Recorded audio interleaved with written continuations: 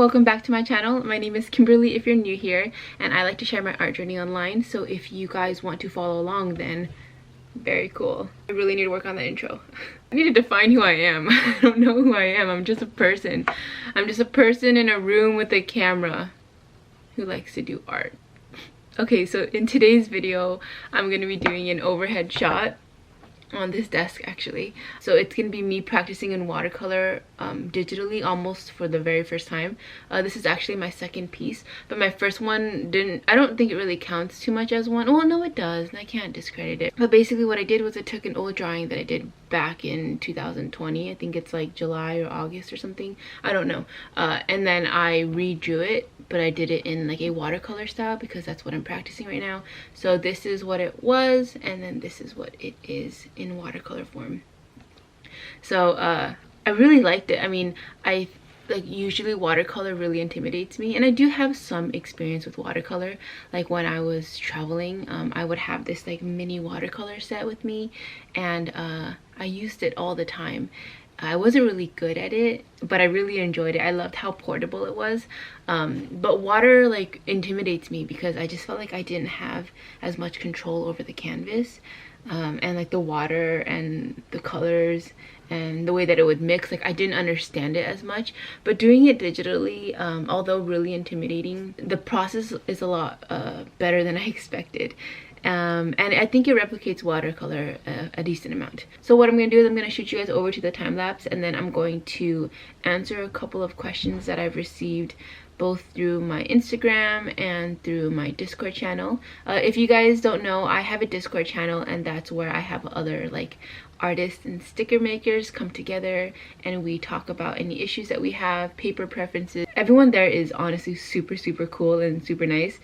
So if you are kind of in this art journey and you need other people to talk to or ask for advice, you should definitely consider joining my channel. So I'm gonna answer some questions now, and I'm gonna bring you guys over to the time lapse. Let's get that rolling. All right, so this is, I guess, voiceover Kimberly. So hello, welcome to my hands. Okay, so one of the questions I have is, this is the more recent one. Okay, I'm very scared about opening a shop. Shipping scares me a lot. Help. I give this advice to anyone who's afraid of opening a shop. Yeah, it is really scary, and it's a little bit intimidating to put yourself out there and then to ask for money for the work that you do. But what I can say is that there's a lot more to be scared of. Like, there's only so much you can prepare. It just helps to do it sooner rather than later. It's like a learn on the way, learn as you go. So I know that it's really scary to open up a shop. It was really scary for me to finally open up a shop. There's so much that you don't know, so you might as well just do it. I opened my shop with one item. I opened my shop with the coffee sticker sheet, and that was the one item that I had. And it was really small, and when I got my first sale, I was so happy, and that like propelled me forward. Okay, so your second question of like shipping, yeah, shipping scared me too. But what I've learned about shipping, and I do want to create a separate video about shipping because I think this is something that I can shine some light on. I reached out to my closest friends and my family members, and I basically said, I'm going to launch my stickers. I was wondering if you guys can give me some feedback. One of them is shipping. So I sent stickers to my family members, even if they lived like 10 minutes away. In that process, it got me familiar a little bit with the shipping and how long it would take, what shipping would even look like. So, you know, keep that in mind. Maybe you should do that to kind of ease your way into shipping to actual customers. So another question is, how long did it take you to be at a place where you are satisfied with your style? Oh, I don't know. Satisfied with my style. I remember in the beginning I was struggling a lot because I would look at YouTube videos and they made it look so easy. And I thought like, oh man, once I get my iPad, I'm going to draw like them and I'm going to be as successful as they seem.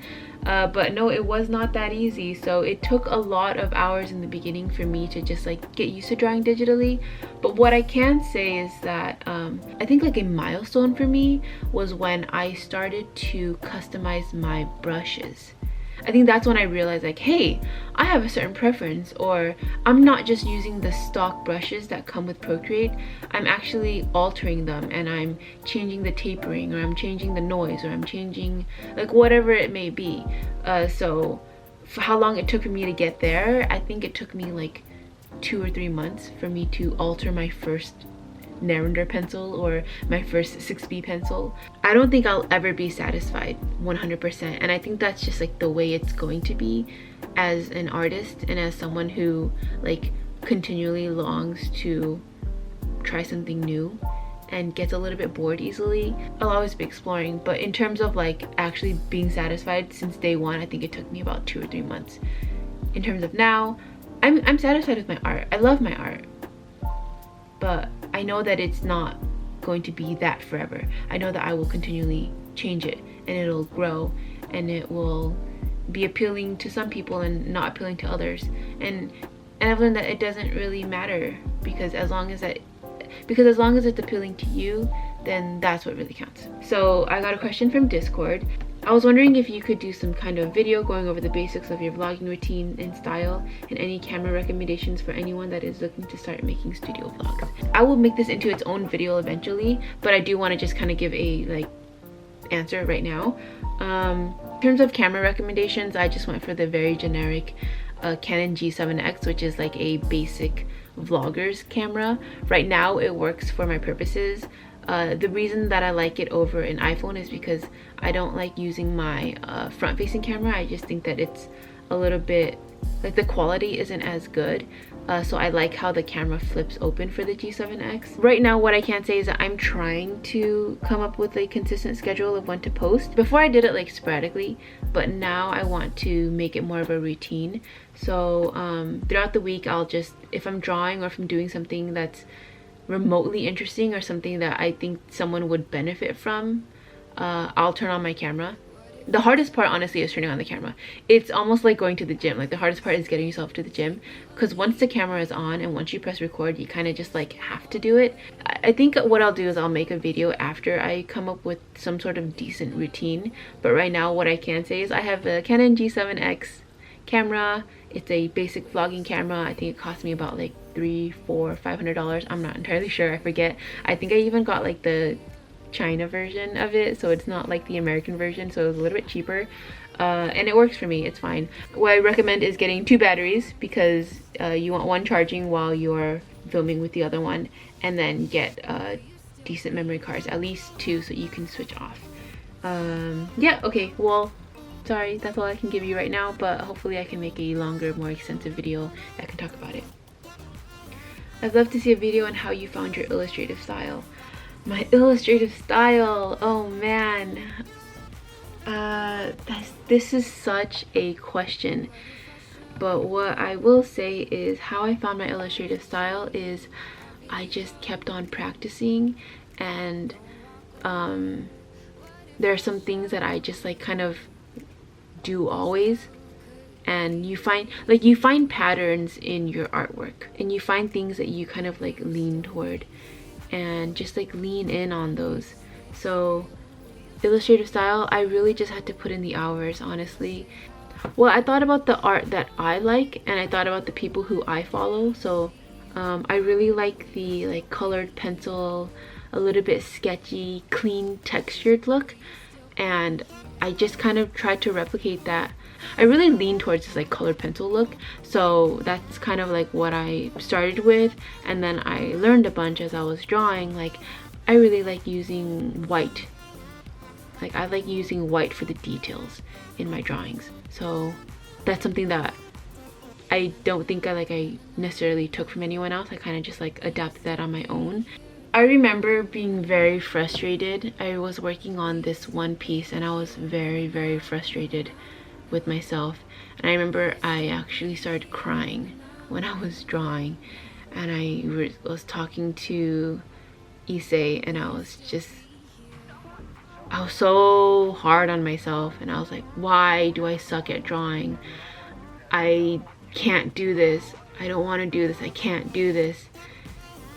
And you have those days and you're gonna have those days, and if I could just talk to myself back then, I would just go through it. You'll figure it out. You'll pick it up again. You'll miss the feel of the pencil. You just have to put in your hours and you'll eventually figure out what you like and what you don't like, what you're drawn to and what you draw. Yeah. Sorry I couldn't be more helpful. In terms of like tips and tricks, that's a different question. But I guess one big trick or one big tip I would say for anyone who's starting illustration like right now is work with the limited color palette, because color can distract you like no other, and you can start thinking, hey, this pink doesn't look that good with this shade of green. But that's not the point right now. So like the point really isn't too much like color composition, it's more of like technique, and a limited color palette, like 3 or 4 colors, maybe even 3 colors, will really help you.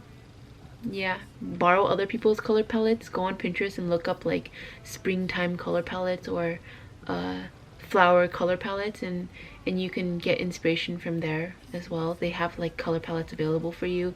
So just yeah, that's like one tip that I would give right now, is color is really important, but it's not color is so important, but it can be very, very distracting. So get that out of the way. Okay, I think that's all I have time for in terms of questions. If you guys do have any more questions, please ask below or go join my Discord channel. Thank you so much for watching, and I'll see you in the next video.